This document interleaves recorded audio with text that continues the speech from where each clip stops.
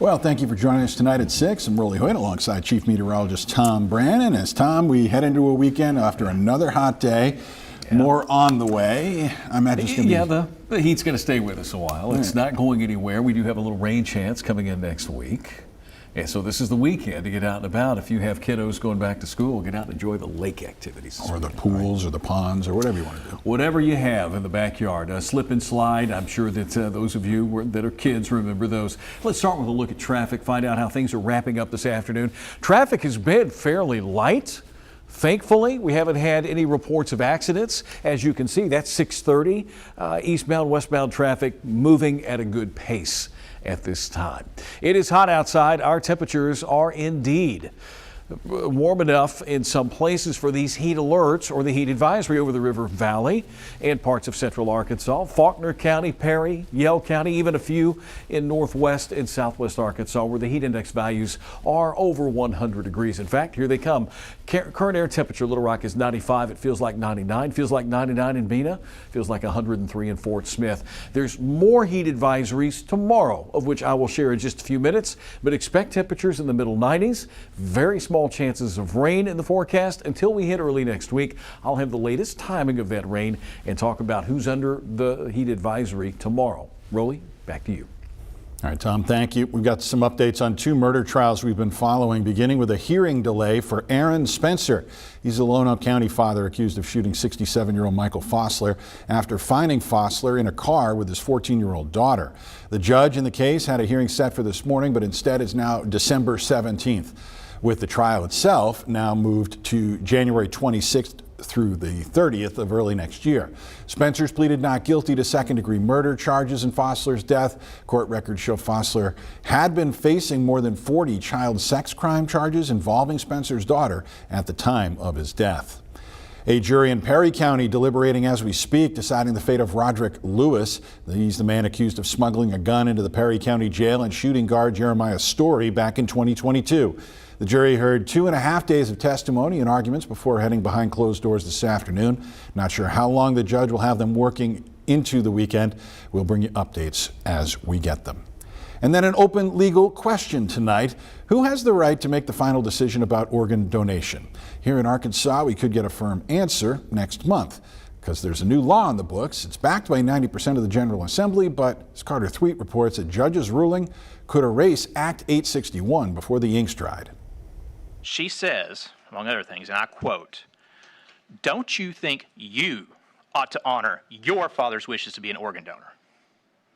As I'm sitting by my dying daddy's bedside with my mother sobbing and my sister sobbing." State Representative Matthew Brown told that story in passing Act 861 earlier this year. It was about his father's death and having to wait to pull the plug until after an organ collection company had looked at him. Brown's bill, Act 861, would give families the chance to make that decision, starting with the spouse, then the child, and so on. I was very surprised. That's how Charles Fuller, president of a Pine Bluff funeral home and of the Arkansas Funeral Directors Association, reacted when, on Monday, a federal judge temporarily halted the bill the day before it would have taken effect. The bill would end waiting situations like Representative Brown described. For an institutional death, an organ recovery agency has a 2-hour limit to be in touch with the family. Right now, they can put an indefinite hold on a body. But not everyone supports the bill. Mark Tudor is the CEO of Southern Legacy of Life, an organization that facilitates organ donation in Arkansas, and filed this lawsuit. Arkansas would be the only state in the country to try to have a law like this to override what the federal government says. The next hearing in the case is set for September 26th, where both sides will hope for the best. Circumstances change. We believe that families should have the right to change that. This law has to just go away. It doesn't protect the rights of patients, and that's what we're really about, is protecting what somebody wants to do. Carter Thweet, THV 11 News. Carter, thank you. Quick note, Charles Fuller and the funeral directors are not parties in the case or the lawsuit, but someone who is the Attorney General, Tim Griffin. In a statement sent to us here at THV 11, he said that he supports Act 861 and will vigorously defend it. U.S. Education Secretary Linda McMahon has announced a plan to visit Arkansas next week, part of her Returning Education to the States tour ahead of the new school year. Arkansas, Tennessee, and Louisiana will be the first stops. Secretary McMahon says she plans to visit several classrooms and spotlight the work being done by educators at the local level and hear directly from students and teachers. The announcement did not reveal a specific date just yet or which schools McMahon would visit. The first day of school almost here for almost everybody in the state, and tonight there's a warning from state police reminding parents to keep an eye on your kids as they return to the classroom and especially monitor their online footprint. They say the best way to make sure your kids are safe on the internet is to just talk about the dangers of online interaction. The conversation is the #1 tool that parents have. Kids are going to be online, they're going to talk to people, so that's why it's important for parents to be curious about who their kids are talking to. The troopers tell us parents should watch to see if their kids become guarded or defensive when you try to have those conversations. It's also your responsibility to not overreact if mistakes happen, or you won't create a safe space for your kids to come forward. Of course, that message comes as a new law prohibiting phone usage during school goes into effect. The bell-to-bell no-cell policy being enforced across all public schools in Arkansas, and most districts will implement a pouch for students to store their phones in during the day. Schools that got an early start with the program say it has already led to better outcomes. Kids are kids, teenagers push boundaries, like they'll put it in there, they'll put it at the bottom of their bag, or they'll hold it together, but at the end of the day, if we get our way and the cell phone is not out between the bells, we have accomplished our goal. Several districts across the state have taken to social media to support the new legislation. And coming up on 6:30 Central, we'll hear from leadership at schools like Hot Springs there about the changes they've made so far. A reminder, THV 11 is partnering with the United Way to make sure every child has supplies as they go into the school year. Every dollar you give, if you go to that QR code, helps ensure every child walks into the classroom with the stuff they need. You can go to thv11.com right now to donate. Our school supply fundraiser will wrap up on Monday.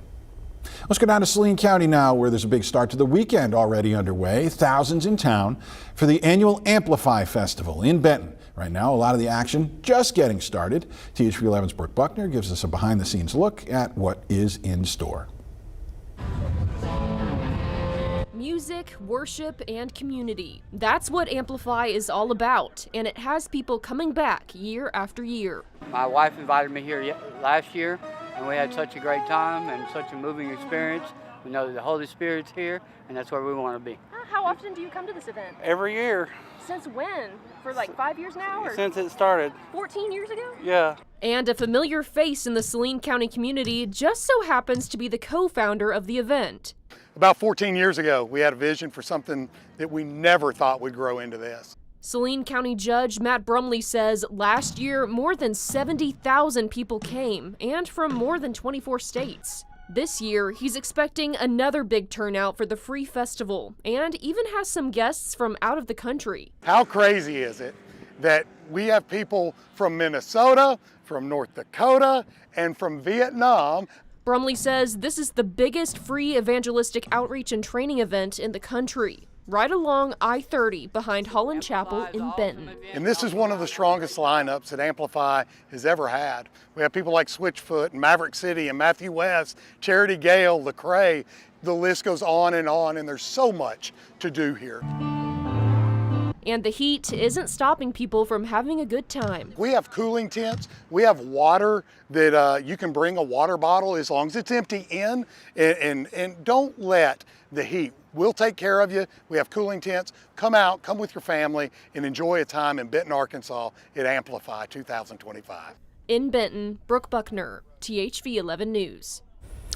Brooke, thank you. The National Weather Service will be on site keeping an eye on those temperatures. You can still register for the event at amplifyfest.com. And if you can't make it out tonight, you still got plenty of time tomorrow. President Trump wants to chart a new path for Americans on the road to retirement. He signed an executive order yesterday that would allow workers to invest savings from their 401k plans in higher risk assets like private equity or cryptocurrency even. Private equity and crypto firms have been looking for these access to these pools for, like 401ks. They're worth trillions of dollars. This would be a rule that would have to develop over time. There's no law that prevents this right now, but right now what happens in the Labor Department is they say whoever is the plan sponsor has to put assets inside of the plan that are in the best interest of the participants. Now, while the executive order would give workers more choices, the rewards might not be worth the risks. Those assets tend to be volatile and hard to get rid of. They also come with hefty fees. Most retirement plans for most of us are made up of stocks and bonds investments.